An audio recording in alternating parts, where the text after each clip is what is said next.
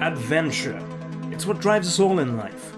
The idea of just escaping and doing what we want, seeing the world in our own special way, not having to regard others' opinions.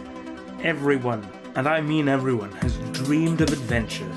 Being a pirate, being a gallant knight running down to slay the beast and save the princess, or prince. It's 2017, you do you. I'm personally tired of adventure when it comes to video games though.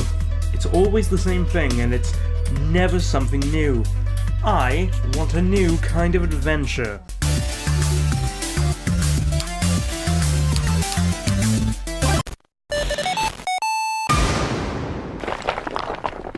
Welcome to How Bad Can It Be, the series where we look at games so you don't have to. Today we're starting a new chapter by looking at a publisher who has the ability to appear on this list quite a lot. Back to Basics Gaming. A publisher who have been pumping out games since 2015, they have managed to rack up an impressive 55 games to their name. Some of these games are hits within the community, most notable of which being the Turbo Pug franchise, a game series which we shall cover in the future. When looking through their games list though, the positivity whizzes thin really fast. You'll learn quickly that this publisher will throw anything and everything at the wall, regardless of quality, just to see if it will stick. Today though, we focus on one of these games, New Kind of Adventure. Developed by Mintage Studios, New Kind of Adventure is an early access adventure game, added to Steam on the 4th of June 2015. You heard me right folks, this game has been in early access for over 2 years now.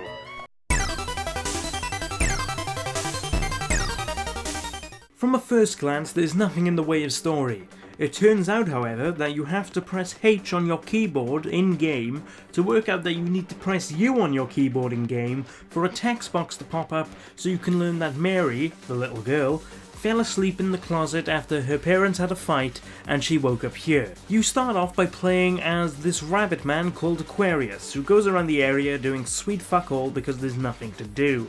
You can also play as Mary, but it's equally as pointless. A wise person once said, it's not about the destination, it's about the journey. And sometimes this can be true. You do, however, need that journey to start because otherwise your destination is the same as your beginning. And I don't know about you, but if I wanted to literally achieve nothing, I would have just sat around doing fuck all like I did prior to YouTube.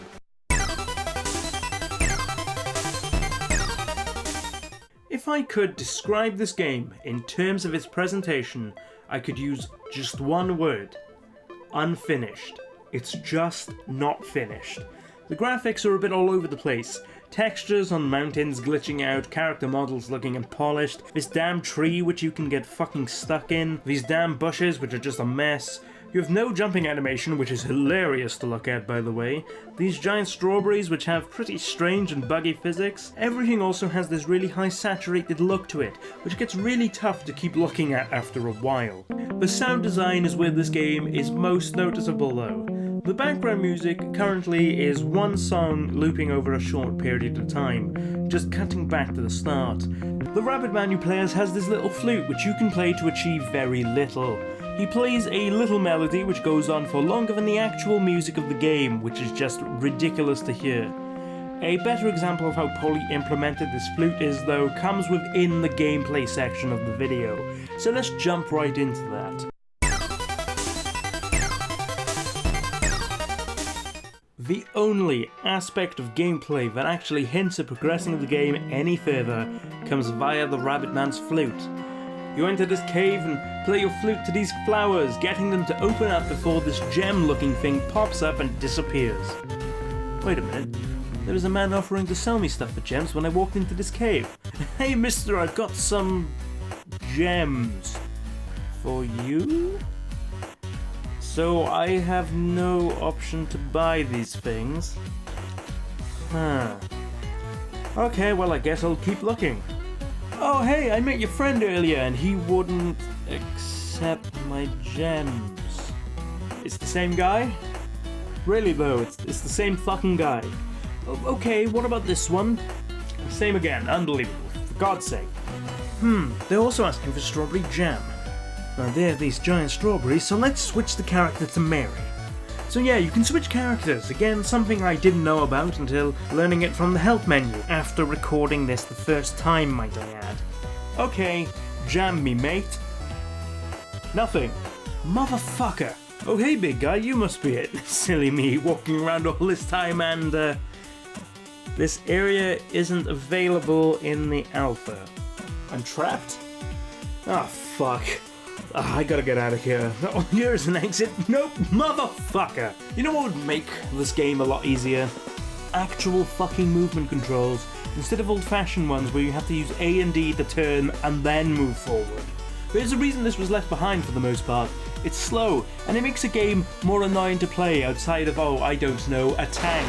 You know what makes it worse? They actually implemented a free moving camera and they binded that to your fucking mouse. If you let it go, it just slowly morphs back to the default position behind the character, which I guess is fine, but having the ability to see around you when you turn like a fucking plank of wood is pointless.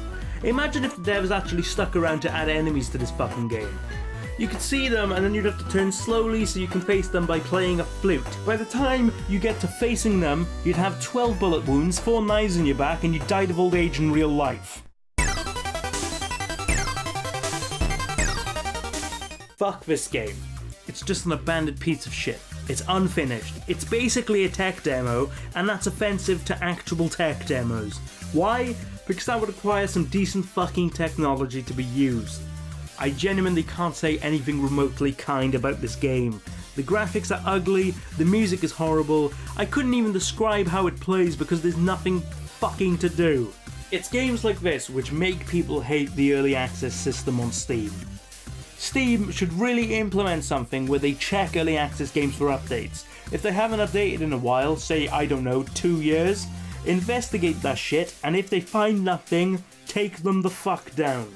Otherwise, they're just going to keep putting them up for sale for super cheap, trick people into buying them, and run away with the cash. They're exploiting the system, and Steam just turns a blind eye to shit like this.